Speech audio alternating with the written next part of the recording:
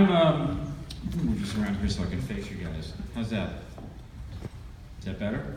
Is this my better side? It's not really, so would you guys mind moving over to that side of the woods? Thanks. I'm Professor Wurzbach. I'm on the faculty here, and want to thank you all for coming. It's wonderful to see so many people. I'm going to borrow a sentiment from one of my esteemed colleagues, Professor Michael Gillette, who said that essentially it's all about the audience, because if the audience isn't here, it's just a rehearsal, which makes a lot of sense, except if it was just a rehearsal, some of these guys probably wouldn't be here yet. Just kidding, just kidding, just kidding. So we're the Monster Band, and this is our first semester doing this. It's kind of a trial. So these guys, in addition to being very wonderful musicians, they're also very brave musicians, not having any idea of what we were going to accomplish or at what level we would accomplish it. So we're called the Monster Band for reasons I'm really not sure of, but it has something to do with perhaps let's say Duke Ellington's big band, or Lyle Lovett's large band, David Letterman's the world's most dangerous band. So we're the Monster Band, and there's our what would you call it? Our mission statement is that we are reanimating classic pop live. So the key word there being reanimate is kind of a nod to Dr. Frankenstein, and therefore the monster thing and other sorts of undead things. So our first shot at this is to reanimate, revisit, or for some actually visit the music of Motown. And it's a wonderful place to start for a project like this. Everybody loves Motown. Is there anybody here who doesn't love Motown, other than who's not a communist? Yeah, everybody loves Motown, but we don't really have any idea why we like Motown. What is it about Motown? Is it the vocalist? Is it the songs? Is it the band? We're really not quite sure, but it's obvious that it has some sort of pull on us at every age. Historically, Motown basically began in 1959. It was formed by a gentleman named Berry Gordy. And he took the royalties that he had earned as a songwriter, and he'd actually only had one song recorded, so it wasn't a lot of royalties. And he borrowed $800 from his family to start a record label. That's what he wanted to do. He wanted to start a record label, but more so, he wanted to take what, and I remember, again, this is 1959, R&B music exists, it exists strong, but in this country we were referring to it as race music. Is anyone familiar with that term, race music? Anyone remember that?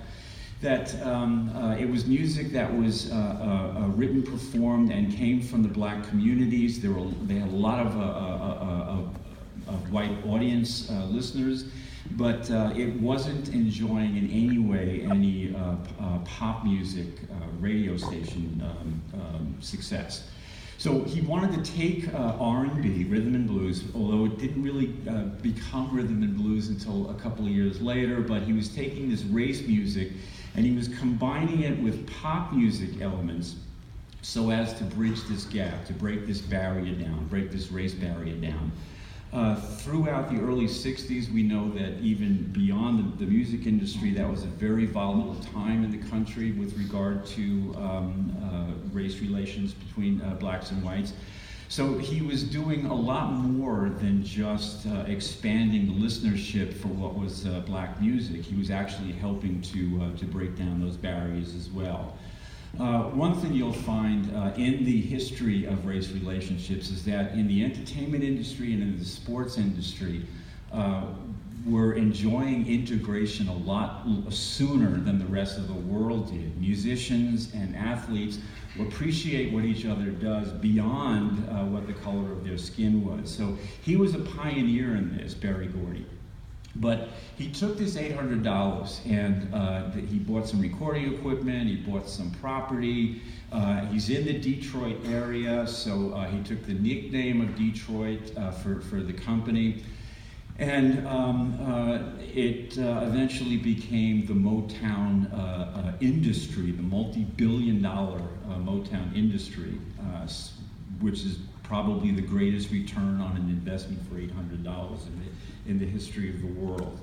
So what he did to generate this sound is he went to the jazz clubs in Detroit in the evening, and he recruited a whole bunch of these jazz players, and eventually he assembled between 25 and 30 players of all different instruments, and he hired them to record the tracks for the songs that he was producing in his studio that was actually a renovated photography shed that was in the back of the house that he bought, that he made this recording studio in.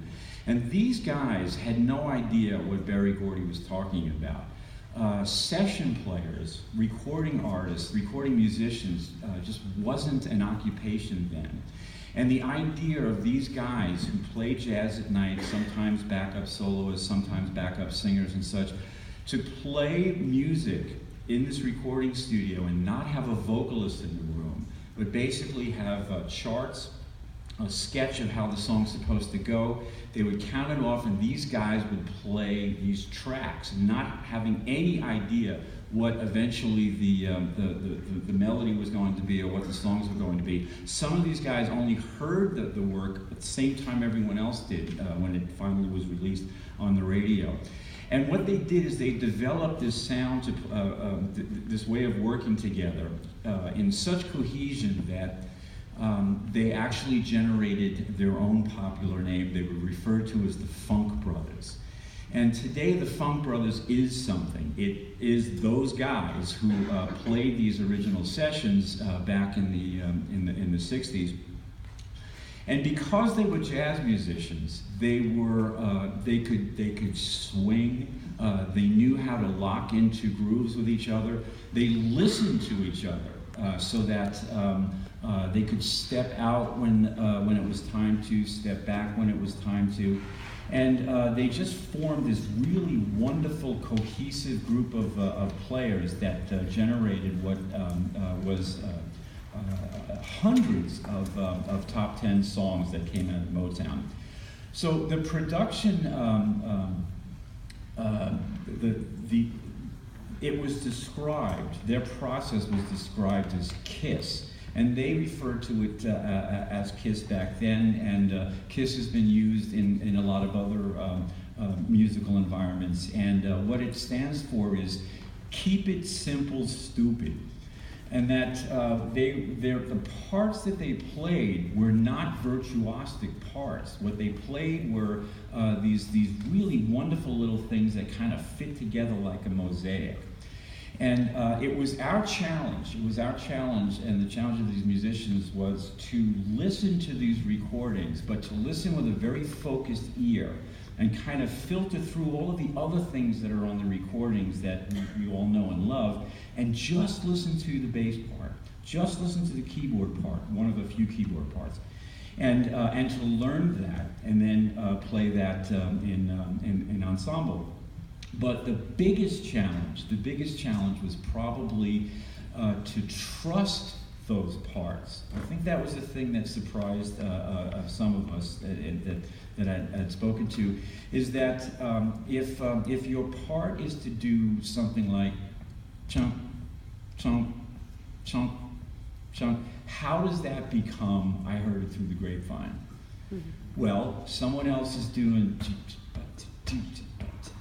and someone else is doing do do do do do do do, and someone else is doing and all these parts, when they put together all these very simple parts, this keep it simple, stupid parts together, cohesive in a cohesive way, makes the tracks that we're used to. However, heard it through the grapevine, like the other songs that we're going to do, they become the song when the singer sings. I heard it through the grapevine. That's the thing that we lock onto most. So in order to put the cap on this in order for us to complete the picture. We've invited some of the department's most wonderful singers to come and sing these songs for us. So I introduce Mr. Dan Motto here, and